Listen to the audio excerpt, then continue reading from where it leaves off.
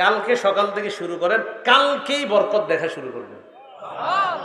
দেরি করেন না যে হুজুর না 3 দিন পরে, না না, আগামীকাল থেকেই শুরু করেন, আগামীকাল থেকেই বরকত দেখা শুরু করবেন। মুসলিম শরীফের 796 নাম্বার হাদিসটা মন দিয়ে শোনেন। একজন সাহাবার নাম আপনারা একটু কষ্ট করে মনে রাখবেন, যেন ভবিষ্যতে সবাই শোনাইতে পারেন বর্ণনাটা।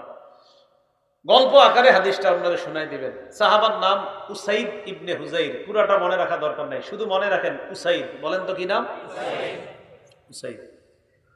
এই উসাইদ রাদিয়াল্লাহু তাআলা আনহু বলেন, এক রাতে আমি আমার ঘোড়ার আস্তাবলের মধ্যে কোরআন পড়ছিলাম। আমার ছেলের নাম ইয়াহইয়া। এই ইয়াহইয়া পাশে শোয়া।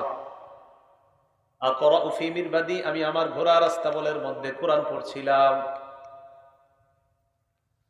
আমি যখন কোরআন পড়তে লাগলাম, জালাত ফারাসুহু, হঠাৎ কোরআন পড়ে ওনার ঘোড়াটা লাফায়। কোরআন পড়ে ওনার ঘোড়া লাফায়, কোরআন পড়ে না, ঘোড়া লাফায় না।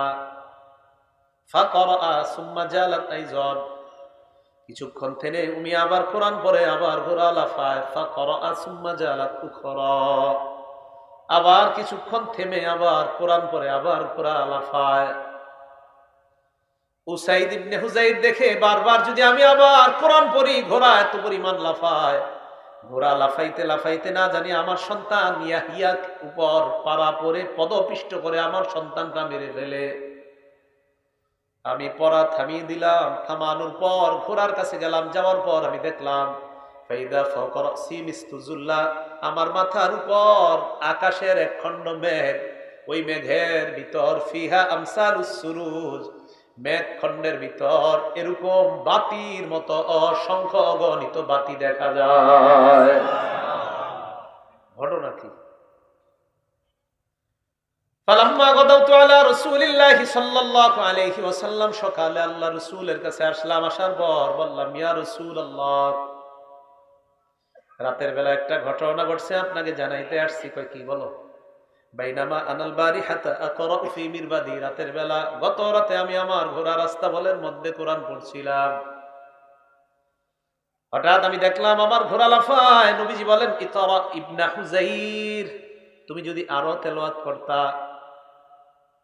উসাইদ ইবনে হুজাইর বলেন, হুজুর আরো পড়লাম, ঘোড়া আরো লাফায়। একটু মন দিয়ে বুঝেন।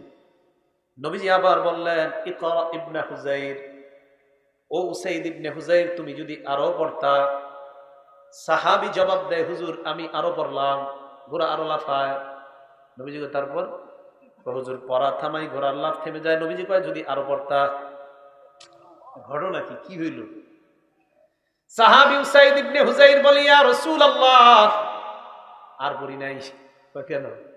খাশিতু আন তাতা ইয়াহইয়া, আমি আশঙ্কা করলাম আর যদি কোরআন পড়ি, ঘোড়া লাফাইতে লাফাইতে আমার সন্তানের উপর পড়ে আমার সন্তানটা না জানি হত্যা করে ফেলে। নবীজি, তুমি যদি আরো পড়তা। সুবহানাল্লাহ। এই ঘটনা কি? আচ্ছা, উসাইদ ইবনে হুজাইরকে নবীজি, ঠিক আছে, তারপর বলো।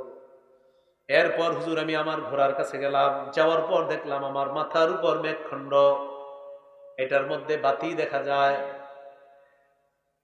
আরো জাতফিল জাউই, হঠাৎ দেখলাম এই মেঘখণ্ড বাতি সহ শূন্যের মধ্যে বিলীন হয়ে যায়। হাত্তা মা আরাহা, এক পর্যায়ে আর দেখতে পাই না।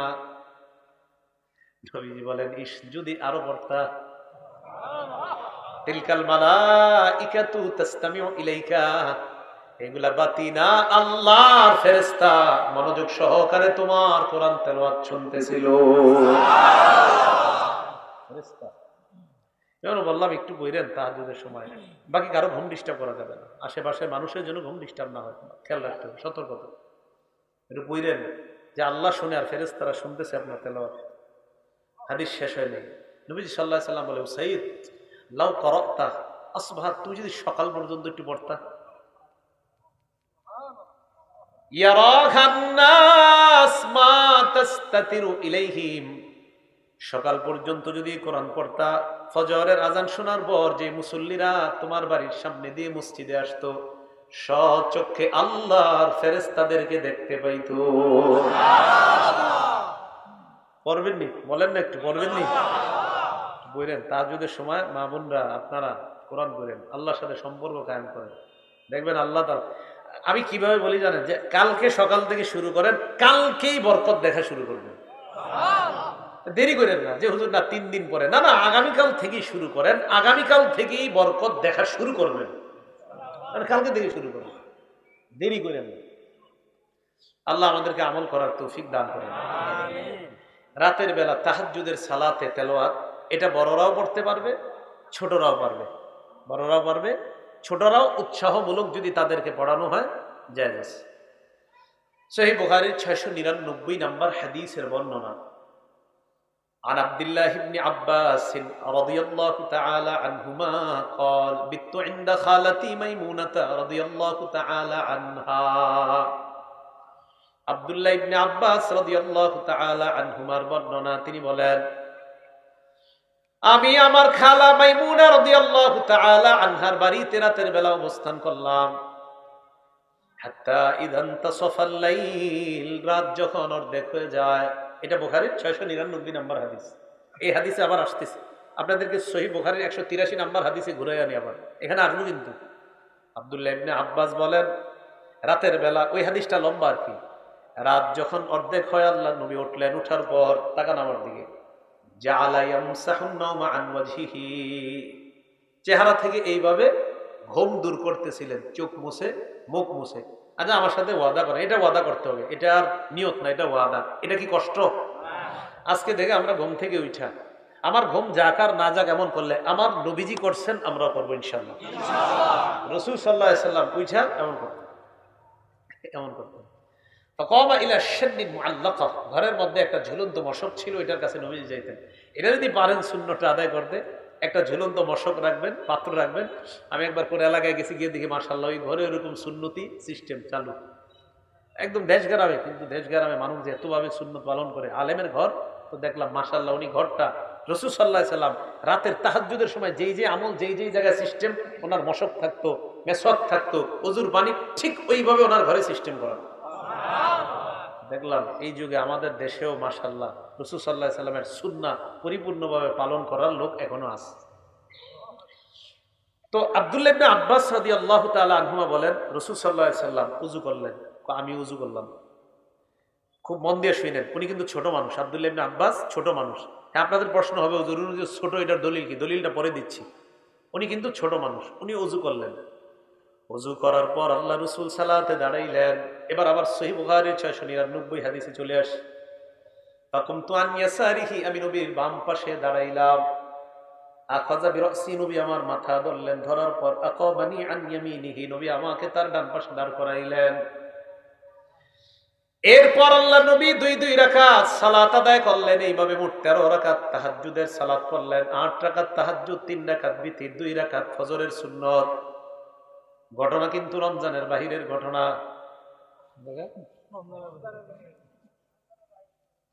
আল্লাহ, না না, রমজানের বাহিরে এটা হয়েছে। ফজরের আগে যে সুন্নত, ওই তাহাজ্জুদ বিতির সুন্নত মোট কয় রাকাত পড়ছে? 13 রাকাত। আল্লাহ বুঝার তৌফিক দান করেন। আচ্ছা আচ্ছা, ঠিক আছে, দেখতে দেন, দেখতে দেন, ঠিক আছে, ঠিক আছে। তো রাসূল আকরাম সাল্লাল্লাহু আলাইহি সাল্লামের সাহাবী আব্দুল্লাহ ইবনে আব্বাস রাদিয়াল্লাহু তাআলা আনহুমা বলেন যে আমি রাসূল সাল্লাল্লাহু আলাইহি সাল্লামের ডান পাশে দাঁড়ালাম। নবীজি সাল্লাল্লাহু আলাইহি সাল্লাম 2 রাকাত সালাত আদায় করলেন, আমিও সালাত আদায় করলাম নবীজির সাথে। আমি ছোট্ট মানুষ ছিলাম। ওই রাতে নবীজি সাল্লাল্লাহু আলাইহি সাল্লাম আমার জন্য দোয়া করেছিলেন, আল্লাহুম্মা আল্লিমহুল কিতাব ওয়া ফাক্কিহু ফিদ্দীন। অন্য জায়গায় আছে আল্লাহুম্মা আল্লিমহুল কিতাব, আরেক জায়গায় আছে আল্লিমহুত তাওয়িল। আল্লাহ, আপনি এই ছেলেটাকে, এই আব্দুল্লাহ ইবনে আব্বাসকে কিতাব এবং দ্বীনের সহি বুঝ দান করেন। অন্য বর্ণনায় আছে আল্লাহ কোরআনের ব্যাখ্যা আপনি তাকে শিখাইয়া দেন। রাসূল সাল্লাল্লাহু আলাইহি সাল্লামের এই দোয়ার বরকতে আব্দুল্লাহ ইবনে আব্বাস রাদিয়াল্লাহু তাআলা আনহুমাকে আল্লাহ পুরা পৃথিবীর মুফাসসিরদের সম্রাট বানিয়ে দিয়েছে। এখন আসেন, হাদিস শেষ হয়নি।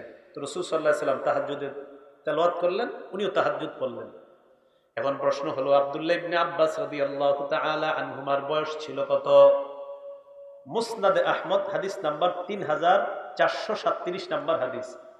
আব্দুল্লাহ ইবনে আব্বাস বলেন, আমি আল্লাহ রাসূলের সাথে যেই রাতে তাহাজ্জুদের সালাত আদায় করলাম, ওয়া আনা ইয়াউমা ইযিন ইবনু 10 সিনিন, আমার বয়স ছিল তখন 10 বছর। কয় বছর? এখন বলেন হেফজখানার ছাত্ররা রাত 4টা 4:30টায় উঠে তাহাজ্জুদ যদি উস্তাদরা উৎসাহ দেয় তাদেরকে পড়ার জন্য, এটা কি ভালো না খারাপ? ভালো। আর ওই সময় যদি তারা আল্লাহর কাছে দোয়া করে তাহাজ্জুদের সময়, এটা কি ভালো শিক্ষা না খারাপ? এখন কথা হলো ওই সময় দোয়া করতে হবে কেন? এখন দোয়া করলেও তো হয়, আল্লাহ তো সবসময় দোয়া কবুল করতে পারেন। হ্যাঁ, ওই সময় আল্লাহ স্পেশাল দোয়া কবুল করেন। দলিল বুখারী শরীফের 1145 নম্বর হাদিসের বর্ণনা।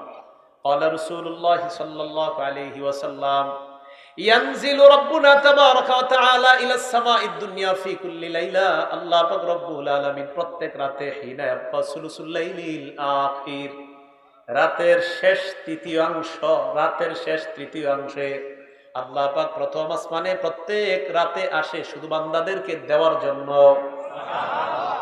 এখন আপনারা রাত 4টার দিকে উঠে আল্লাহর দরবারে কোরআন তেলাওয়াত করলেন, তাহাজ্জুদে কিছু তেলাওয়াত করলেন, করার পর যদি আল্লাহর কাছে আপনি হাত উঠায় বললেন, আল্লাহ মেয়েটার বিয়ে হয় না, কত ঘটক ধরলাম কাজ হয় না, দেখেন কেউ কিন্তু দেখতেছেন আপনারে, আশেপাশে সব ঘুমায়, সব ঘুমাইতেছে, আর আপনি আল্লাহর আল্লাহ এইভাবে বললেন, এইভাবে মান অভিমানে বললেন, আল্লাহ আমি আর আপনি ছাড়া তো কেউ নাই, সবাই তো ঘুমাইতেছে, আল্লাহ আমি তাহাজ্জুদে তেলাওয়াত করলাম মাবুদ তোমারে খুশি করার জন্য, আমার মেয়েটার বিয়ে হয় না, আল্লাহ আপনি চাইলে খুব দ্রুত এটার ব্যবস্থা হয়ে যাবে, আল্লাহ খুব দ্রুত ব্যবস্থা করে দেন। আরে আল্লাহ তোয়া কবুল করবে না তো কে করবে বলেন?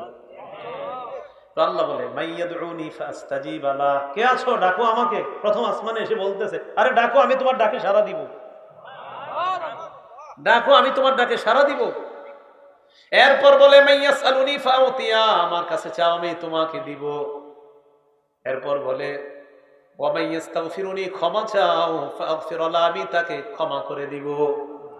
এটা আল্লাহ বলে। দোয়া করার পর মনে রাখবেন আপনার দোয়া কবুল হওয়ার পদ্ধতি 3টা। জোরে বলেন কয়টা? 1 নাম্বার ইম্মা আইয়ু আজ্জিলাল্লাহু লাহ, দুনিয়াতে নগদ আল্লাহ কবুল করবে দুনিয়াতে।